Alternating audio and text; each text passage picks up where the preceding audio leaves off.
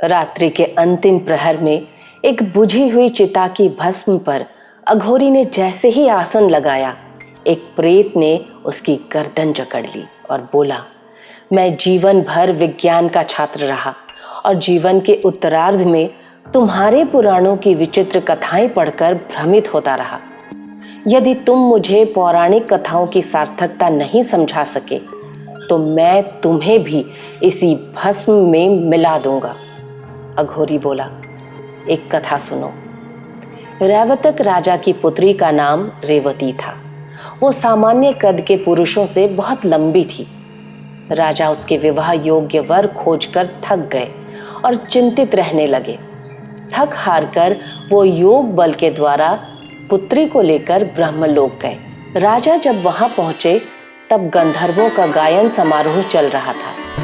राजा ने गायन समाप्त होने की प्रतीक्षा की। गायन समाप्ति के उपरांत ब्रह्मदेव ने राजा को देखा और पूछा, कहो कैसे आना हुआ?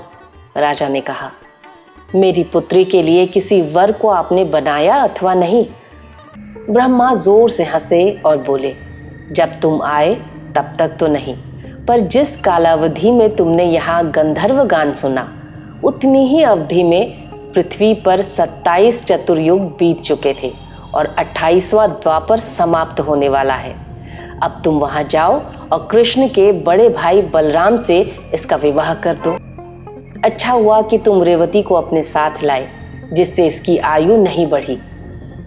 इस कथा का वैज्ञानिक संदर्भ समझो प्रेत। आर्थर सी क्लार्क ने आइंस्टाइन की थ्योरी ऑफ रिलेटिविटी की व्याख्या में एक पुस्तक लिखी है, मैन एंड स्पेस।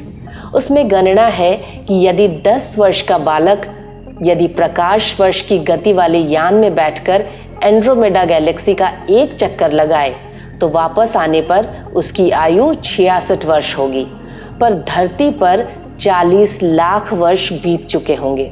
ये आइंस्टाइन की टाइम डायलेशन थ्योरी ही तो है, जिसके लिए जॉर्ज कैमो ने एक मजाकिया कविता लिखी थी जो इस तरह है, There was a young girl named Miss Bright who could travel much faster than light.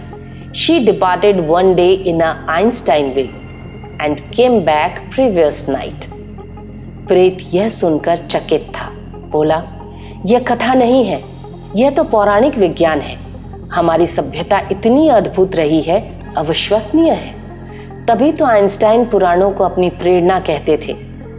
अघोरी मुस्कुराता रहा और प्रेत वायु में विलीन हो गया। पौराणिक विज्ञान की time dilation theory Mahesh Sinha ji की पोस्ट से लिया गया है।